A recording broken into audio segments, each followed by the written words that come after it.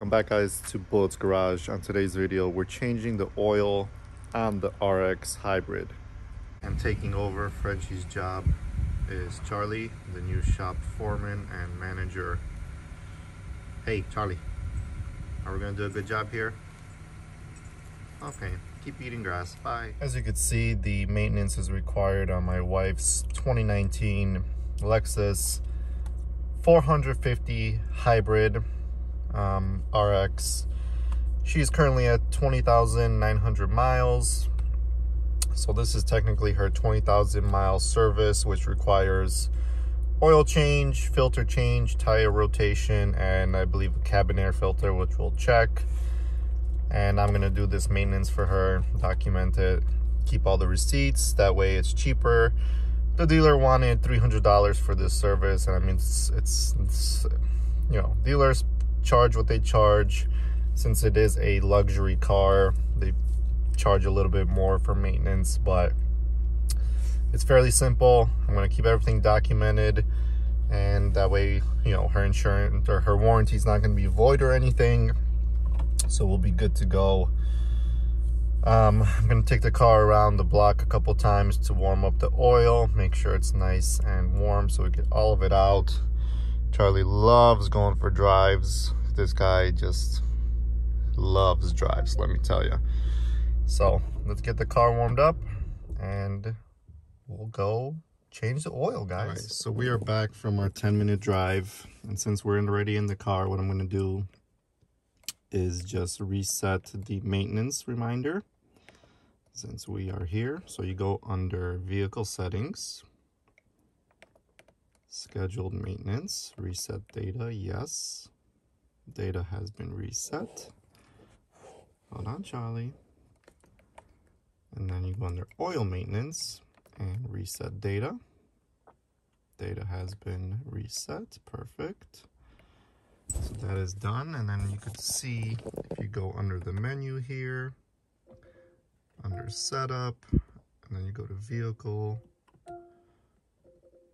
maintenance, these three: engine oil, filter, and rotation. You just click on the bottom, reset all.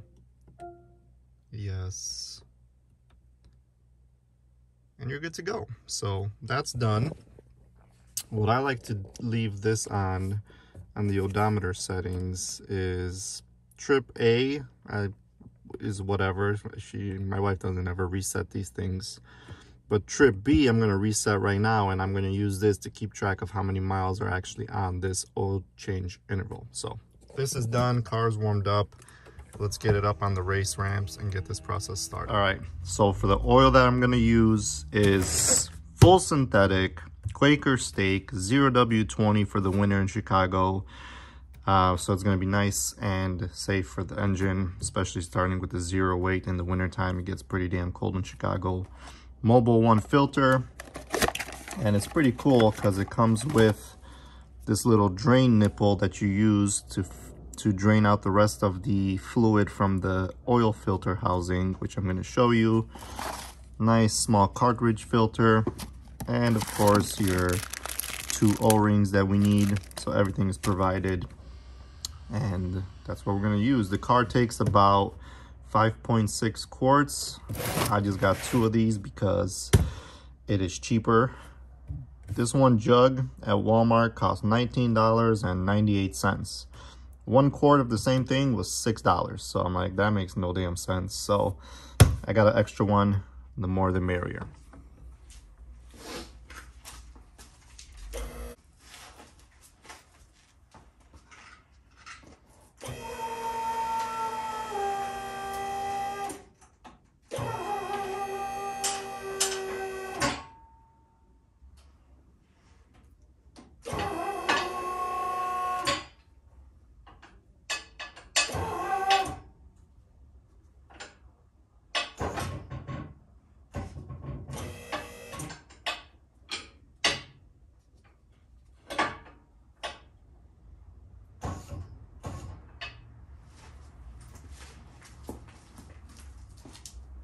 All right, now that we're underneath the car, this is the engine oil pan 14mm drain plug right here, which I'm going to break loose. All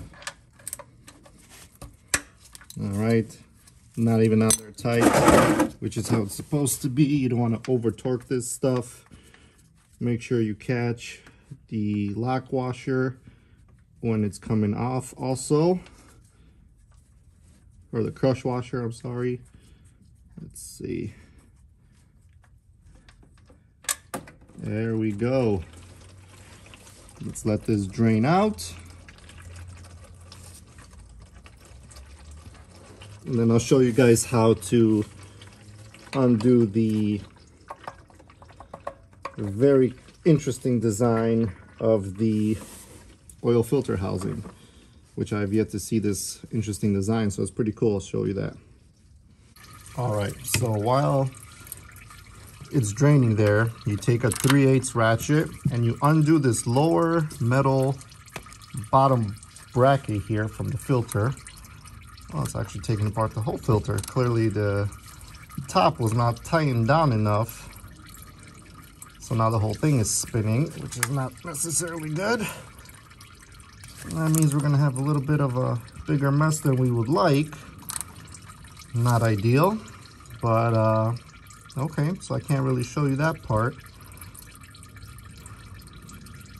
But normally what happens is just this metal bracket here comes off and you're able to insert that plastic little tube that I showed you to drain out the fluid here from this little oil filter housing. So it's not as big of a mess as it is when you just drop the whole thing. So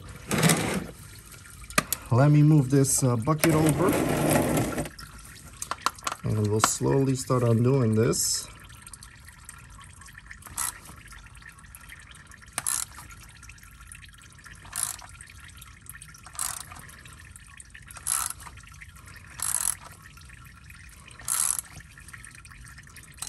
Alright, this should be good enough for me to do it by hand.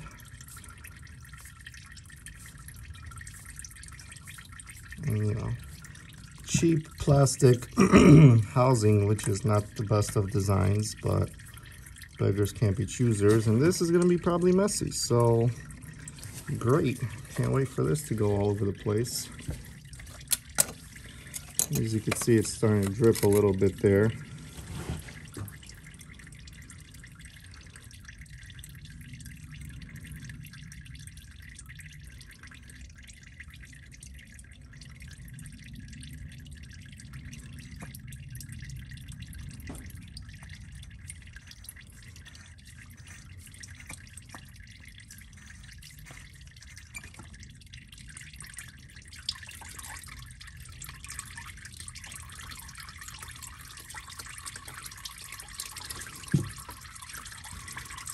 So I'll kind of hold it here in place and let as much of this flow out.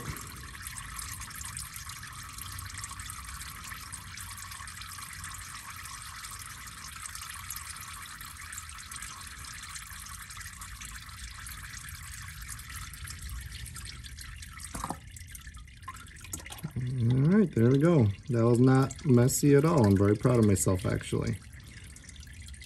So I'm gonna let this continue draining. Let's take this filter topside and switch it out to the new filter, and we'll show you how to reinstall everything correctly. All right, so now that we have this out, let's take this filter out. Gonna throw it into the old container here. Everything looks pretty good in here. Let me get rid of this little bit of remaining oil from here. So let me demonstrate to this. I had to take my impact to get this loose. So basically all it is like a little, basically like a drain cap. And what happens is you insert this little tab, which pushes the little tube inside and allows the fluid to drain through here, which is a lot less messier to do. So whoever over-tightened this bad boy really over-tightened it. And it says here, the torque specifications, tighten to 25 Newton meters. So that was for sure over-tightened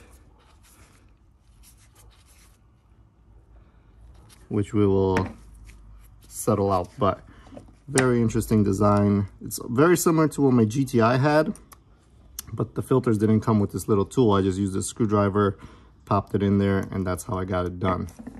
So I want to kind of demonstrate how this works. So this is going to be still on the car. Just pretend you take this piece and you click it down in there until it clicks like so. And if it's like this on the car, all the oil in this housing drains out. And then you could just undo the housing, less mess, less fuss. And the cool thing about this is I just took this out and it actually removed this O-ring that we have to replace anyway. So that's pretty cool. So let's get our new O-rings and get them seated in here so we don't have any leaks or anything like that. So yes, there are two O-rings, one that goes right here, and then we're gonna close this down by hand first. Okay, and then the second O-ring is right here. Let me get a tiny screwdriver, prop it up. Thank you, goodbye.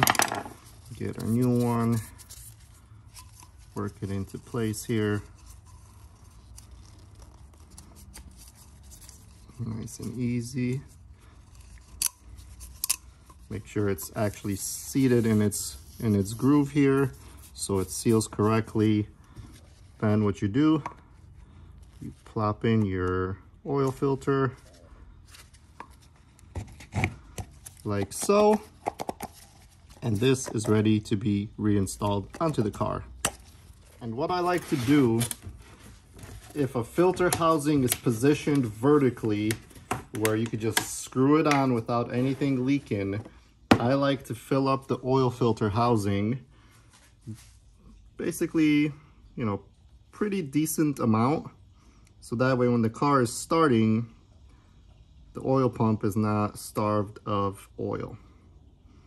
So I'm going to fill this up to the top. Just helps with that little bit of less wear on the engine.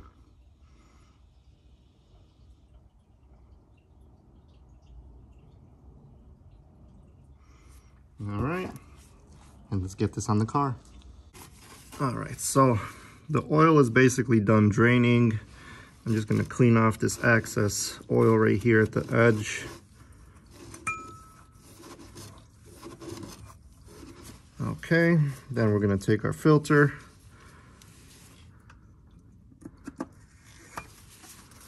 and start slowly working it in here.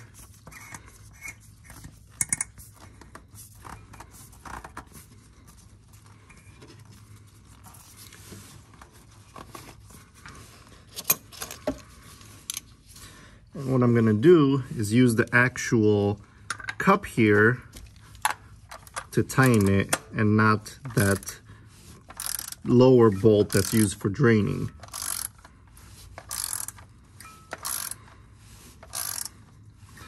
And this is a very interesting design. There's like a little clip here. So it kind of, you know, it would prevent this filter housing from undoing itself, which is pretty smart design, I would say.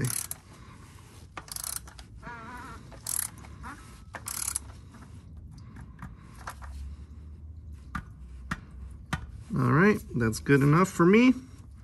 That is snugged up. Doesn't have to be tight at all.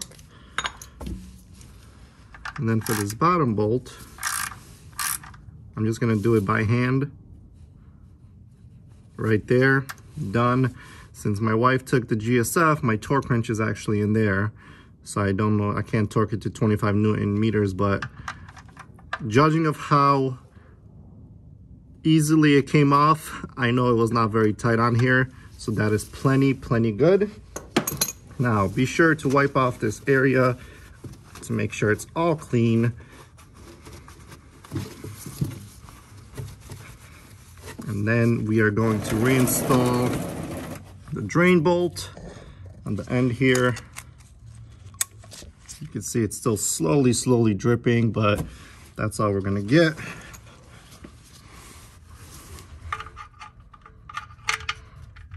Always do this by hand so you don't cross thread.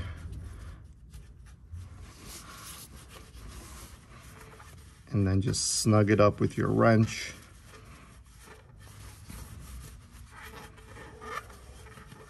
And as you can see, my wife drove through some road construction. There's like some cement here that's on the freaking undercarriage, on the exhaust, under wheel wells. Man, I gotta pressure wash this off because this looks terrible. But let me just torque down, snug down that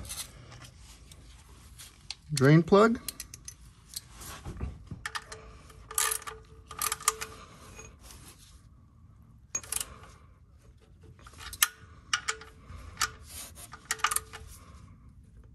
That's it. And everything else will be done top side. All right, so now that we are top side, we are gonna undo our oil cap, get a nice funnel, and we're gonna put this first quart in, which is 5 quarts. And then I'm gonna start the car, let the engine run, and then let this settle while I do the wheel rotation. And then we'll come back and measure on the dipstick, lower the car, and make sure we get the proper oil spec level, and we'll be good to go. I mean, this is one of the easiest oil jobs I've ever done in my life. GSF is pretty easy also, but you gotta take off that little panel. This, you don't gotta do anything. I could have done this without even lifting the car, but since I'm doing the tire rotation, I had to get it up a little bit. But this is fairly simple. And then for the next service, the 25,000 mile service, I will be doing a drain and fill of the transmission fluid, because these torque, it's not torque vectoring, I wish this was torque vectoring. The TVD, no, that's still torque vectoring. Man, what am I talking about? CTV transmission in these cars, they are notorious for basically deteriorating the fluid very quickly because the way that the transmission is designed. So it's very smart to get that replaced, that fluid, early on instead of waiting longer to do it. So this is good. Let's do the tire rotation now. All right, so this is gonna be a real-time tire rotation to see how quick I am at this job. Clearly not quick enough because my impact is not strong enough to knock these suckers loose.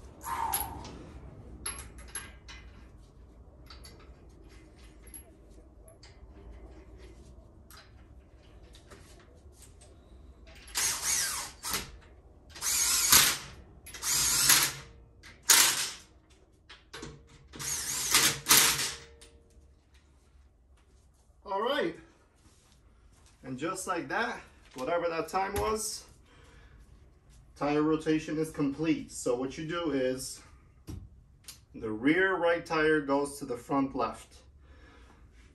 The front right goes to the rear left. And that's kind of what you do. You go front to back, side to side. Easy peasy, chicken sneezy. Let me put all the wheel locks on, torque it to spec, which I believe is 76 foot-pounds. I will double check on that, don't quote me. I'll put the actual specs right here on the screen, and then we'll check the oil levels.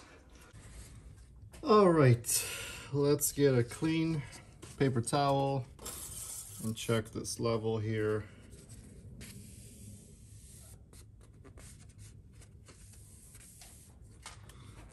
So ideally, you could see between those two marks here. Come on, focus.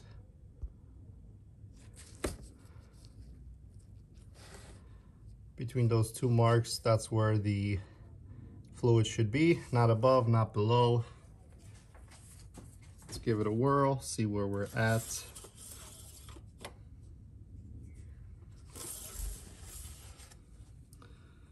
So,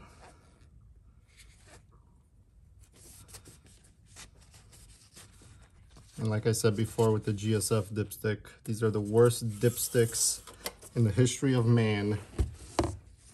They should have a plastic little piece on the bottom with a cross-hatch pattern that actually captures the oil, and you could see it a lot better as to where the level is compared to here. Kind of all smudges all over the place. So it looks like we are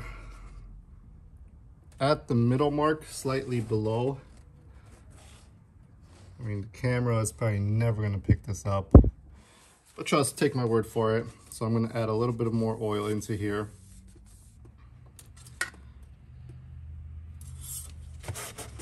Just so we could get it nice and up towards the top of that hash mark.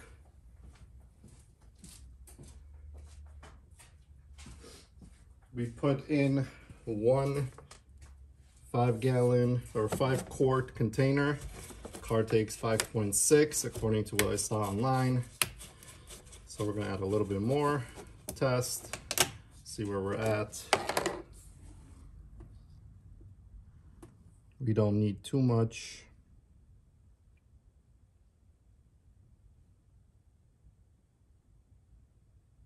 I'm gonna stop it there. Let that settle down to the bottom of the pan, and I will recheck in a few minutes. As you can see right there, we are right below the full mark right there. So that's where I'm gonna leave it. Go for a drive, let it settle, and double check it again. But that is it. So oil change complete. Tire rotation complete. And some of you might ask, well, why did you go back tire to the opposite front corner and vice versa? Well, the reason I did that because this is a for all-wheel drive car and it sends power to the rear when it detects slip. For most of the 99% of the time, it is a front-wheel drive car. You don't believe me?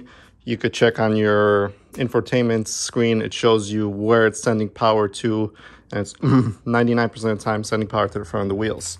That's why for the rotation, I followed the front-wheel drive vehicle setup, okay? For rear and four-wheel drive vehicles, you go back to front, front to back, back to front, front to back. So that's how you swap it. But like I said, this is mainly a front-wheel drive vehicle, and it's very, very rare that it sends power to the rear wheels. Only when it's like legit a shit ton of snow on the ground, that's when it only sends power to the rear. So that's why I did that setup. For the next time that I do the swap, I will do this one just so the tires get even wear all around. So you can't go wrong. As long as you are rotating these tires, you are good to go. So Make sure everything is torqued to spec. Your wheels are torqued to spec. You close off your oil fill right here. Your dipstick. Brake fluid level's good. We're going to be also swapping the brake fluid next year. Let me just top off the washer fluid. Coolant looks like it's perfect, and they're using the pink, of course, in here. And hopefully the pink won't have any issues with this engine, which I doubt it will. So we're good to go here. We're gonna recycle the oil. Car is good to go for another 5,000 miles. And real quickly, I also forgot to mention, I will be following all the checkpoints that they have you check for that service, so everything is done correctly. And they say to replace the cabin filter. I just pulled it out. You could see that it is very clean. I make sure to tell my wife never to park under trees or anything. So I did blow it out with compressed air from the back. So I will not be replacing this. This is still a good filter. Hi, Charlie. So let's get this back in here. And I can show you how it's done. It is pretty straightforward. So you have this that shows up. And then in here, under your glove compartment, which I have right here, you just slide this bad boy in here. There you go, till it goes all the way in. And then you have a plastic piece that is like a cover, which I have to find because I misplaced currently. Where did it go? This is the main cover. Oh, there it is. This also has the sign that says up. So all you do is just clip that in here. And that's what holds the filter in place. I know it's a little hard to see. I don't have much lighting in here, but you get the idea. So that kind of clips in there. And then you put the main cover on, which is this big bad boy. And then you just reassemble your glove box. The hooks go on right here. This little side piece that holds it from falling down, you attach it to the side and you're done. If you guys like this little tutorial, helpful video, please subscribe, like below, and I'll bring you more content on the hybrid. Peace out, take care.